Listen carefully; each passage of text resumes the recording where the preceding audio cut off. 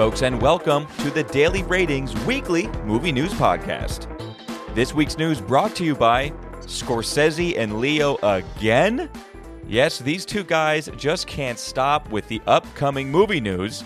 It appears that Leonardo DiCaprio has signed on to be the lead in Martin Scorsese's upcoming film called Home, an adaptation of a book of the same name by Pulitzer Prize-winning author Marilynne Robinson. Apple Studios acquired the rights for Scorsese to make the film a few months ago, and with Leo on board, who knows when it will get made with all the other projects in development by Scorsese.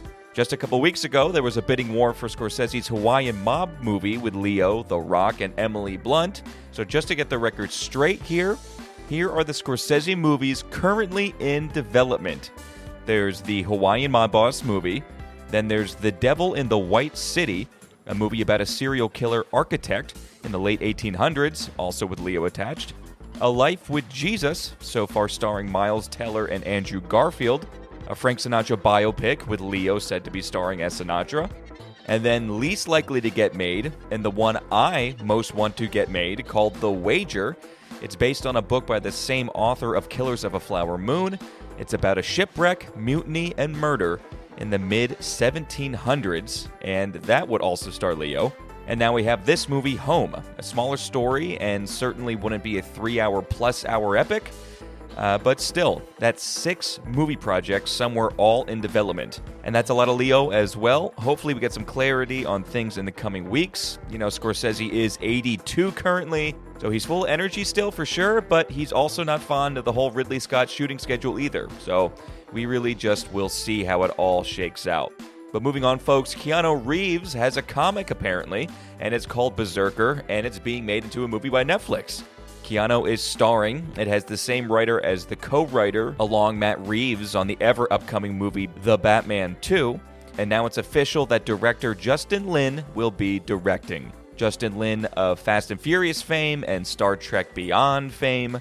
Not exactly a darling of the daily ratings, but hey, it's a Keanu Reeves gritty action movie based on a comic created by Keanu Reeves, and apparently one of the best-selling comics in the past decade as well.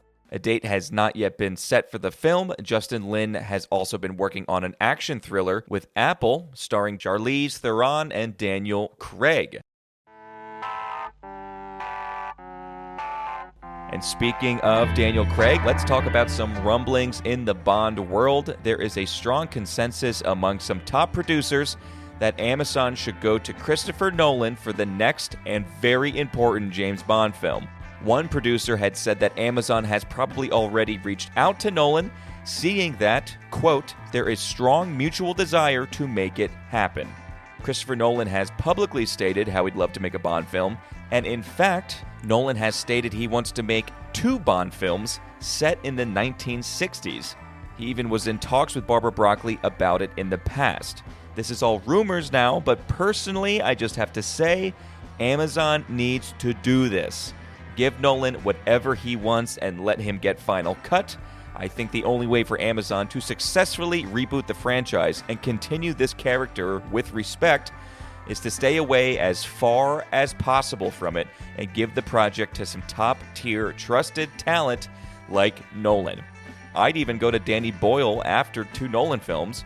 Boyle did drop out of his own Bond movie after he stated creative differences with Broccoli, so I'm not sure about a whole 5-film reboot that has to take place in the 60s, but if Nolan just wants to make his 2 films that stand alone on its own thing, I'd much rather let him cook than have Amazon drip all over things. Again, all rumors, but we're going to hope for the best on that one. Moving on to the reports regarding the death of Gene Hackman and his wife Betsy Arakawa, it appears that the couple died from completely separate circumstances. Betsy had died from hantavirus pulmonary syndrome, a disease that's transmitted from animals to humans, typically through rodent droppings. And Hackman then passed away from hyperintensive atherosclerosis cardiovascular disease, with Alzheimer's disease as a significant contributing factor. The weird thing is that Hackman passed away on either February 17th or 18th, and Betsy passed on the 11th or 12th. That is 5 to 7 days before Hackman. So the Santa Fe sheriff stated that due to Gene Hackman's very advanced Alzheimer's disease, it's likely that Hackman had no idea that his wife was dead in the house. The dog, by the way, that passed away likely died of starvation or dehydration. The German Shepherd was in a crate due to a recent procedure. The investigation is still ongoing by the Sheriff's Department. They still want to go through all the texts, the emails, any other phone calls to find any other information. Lastly, Netflix finally announced a release date for Happy Gilmore 2. It's on July 25th. So let's jump into the box office for the weekend. And fifth best for the weekend was Paddington in Peru with $3.7 million. Fourth was The Monkey with $3.9 million. Third for the weekend was Last Breath with $4.1 million. Second was Captain America Brave New World, raking in $8.4. And the best film this weekend at the box office was newly released Mickey 17 with $19.1 million.